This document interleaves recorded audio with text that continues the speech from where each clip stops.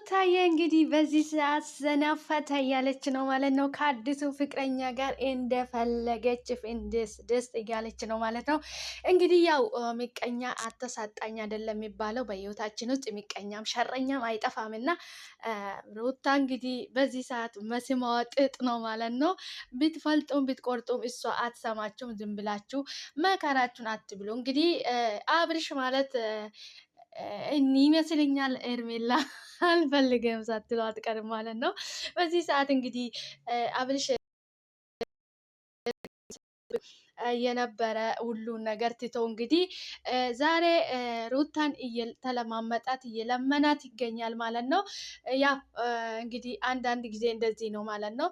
እሱ ሩታን ለመስቀናት እንግዲህ ብዙ ነገር ሲያደርግ ሲፈጽም ሲያደርግ ነበረ ማለት ነው። ዛሬ እንግዲህ ወደ ሩታ ተመልሶ ሩታን እየተለማመጠ ይገኛል ማለት ነው። አይደለም አብርሃም ቀርቶ ህይወታቸውን በዋነኛ ሆኖ ሲበጠብጦ የነበረ አለቃ ሆኖ ህይወታቸው ትዳራቸው ውስጥ ሲበጠብጦ የነበረ አቶ ሀቤል ራሱ እንግዲህ ሩታን መለማመጥ ጀምረዋል ማለት ነው። እንግዲህ የናቀን ሁሉ ሰው እንደዛ አይቀጥልም ማለት ነው። አንዳንድ ጊዜ ሰዎች የሚሉንን ነገር ንቀት ስንተው ንቀት ስናሳልፍ ያው ሰው የዘራውን ነው የሚያጨዳ ማለት ነው። አቤል እስከ ዛሬ መልካም ነገር ጥሩ ነገር ያደረገው ይመስለው ነበረ። ግን አሁን ምን አይነት ስራ ምን አይነት አስነዋሪ ስራ ሲሰራ እንደነበረ ስለገባ እንግዲህ ወደ ኋላ ተመልሶ እንግዲህ ሩታን መለማመጥ ጀመረ ከአብርሽ ጋር እንድትሆን ማለት ነው። ሩታ እንግዲህ በዚህ ሰዓት አዲስ ፍቅረኛ አላት ማለት ነው። መሲማ የጥጥ ነው እኔ የሚሰማቸው ጆሮዬም ድፍን ነው እንግዲህ ምንም አልሰማቸውም ብላለች ማለት ነው። እነሱ በጣም እየተናደዱ ይገኛሉ ማለት ነው። እንግዲህ ሩታ ለመናደድ ነበረ ብዙ ነገር ስታደርጉ የነበረ ሩታ ላይ ያደረገቻችሁ ነገር ሁሉ መልሶ ለራሳችሁ ሆነ ማለት ነው።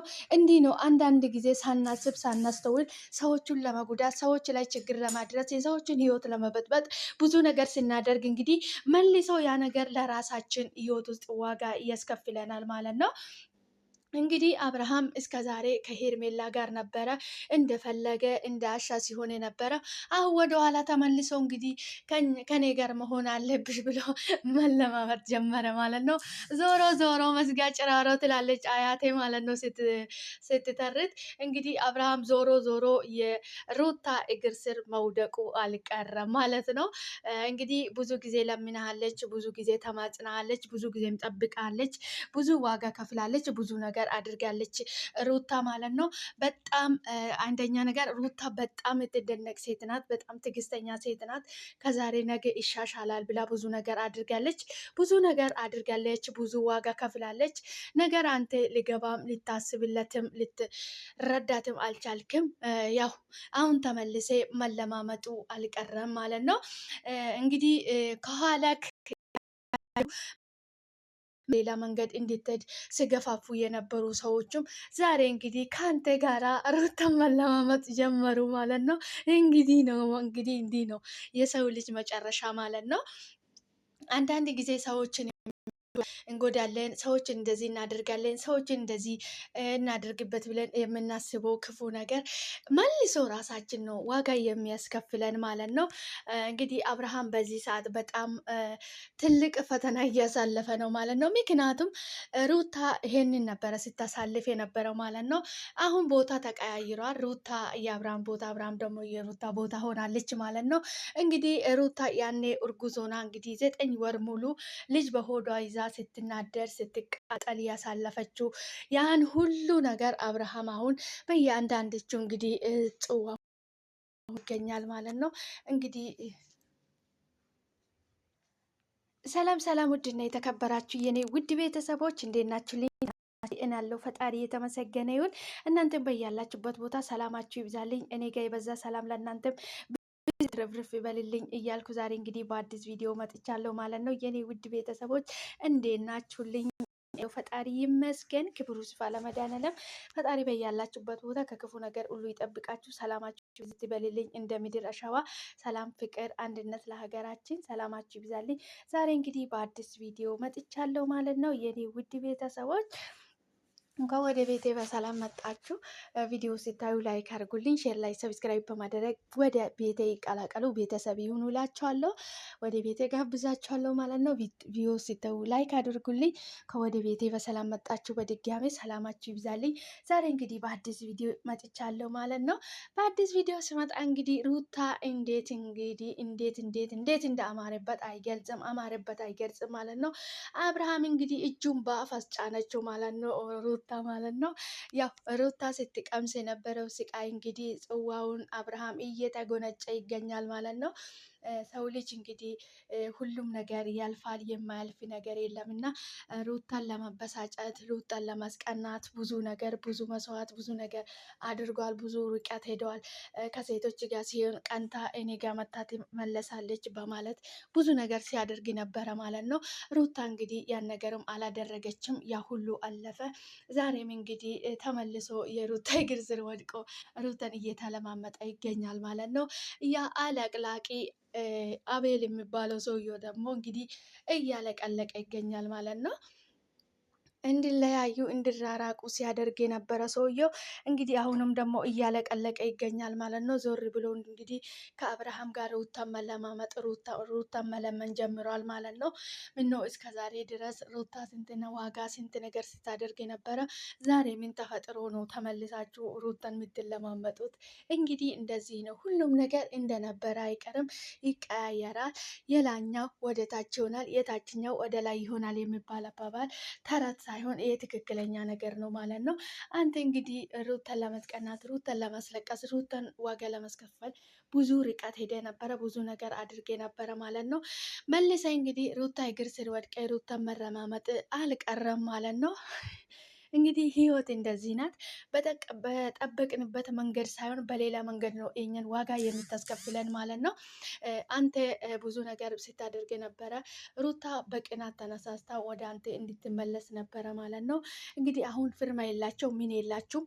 መሀላችሁ ያለው ልጃችሁ ብቻ ነው ማለት ነው። አንተ ደግሞ በዚህ ሰዓት ሩታ ጋር አብረን ካልሆንን እያልክ እንግዲህ እየተሰቃየክ ይገኛል። አብርሃም ፈጣሪ ይሁንልክ ማለት ነው። ዛሬ እስከ ዛሬ እኮ ሩታ ብዙ ነገር አድርጋለች፣ ብዙ ዋጋ ብዙ መስዋዕት ከፍላለች ማለት ነው። አንተ ግን ዛሬ መተ ብትለማመጥም ምንም ብትልም እንግዲህ ሩታዬ መሴማዬ ጤጥ ነው እኔ አልሰማም ብላ እንግዲህ አይኖን ይዛለች ማለት ነው። ምንም ማድረግ አይቻልም። እንግዲህ ህይወት እንደዚህ ናት። ህይወት በፈለግንበት መንገድ ሳይሆን በፈለገችበት መንገድ ነው የምትመራ ማለት ነው። በጣም ነው የተመቸችኝ። በነገራችን ላይ ሩታዬ በጣም አምሮባታል ደግሞ ማለት ነው። አንዳንድ ደካማ ወንዶች እንግዲህ አስተሳሰባቸው በጣም የደከሙ ወንዶች እንግዲህ ሴት ልጅ አንድ ጊዜ ከወለደችን በኋላ የሚፈልጋት ሰው የለም፣ እንደፈለገች አትሆንም በማለት ነው የሚያምኑት ማለት ነው። ይሄ ደግሞ ያው የአስተሳሰብ ድክመት ያሉ ወንዶች ናቸው ማለት ነው። ላይክ እንደ ሀቤል ያሉ ወንዶች ማለት ነው። ያ እንግዲህ በሺ ይቆጠራሉ እንግዲህ እንደ ሀቤል ያሉ ወንዶች ማለት ነው። አንዴ የሰውን ህይወት ለመበጥበጥ፣ አንዴ ደግሞ አንድ ጊዜ ሴት ከወለደች ማንም አይፈልጋትም፣ ፍላጎቱ ወንድ ፍላጎት አይኖረውም በማለት እንግዲህ ብዙ ነገር ያስባሉ ማለት ነው።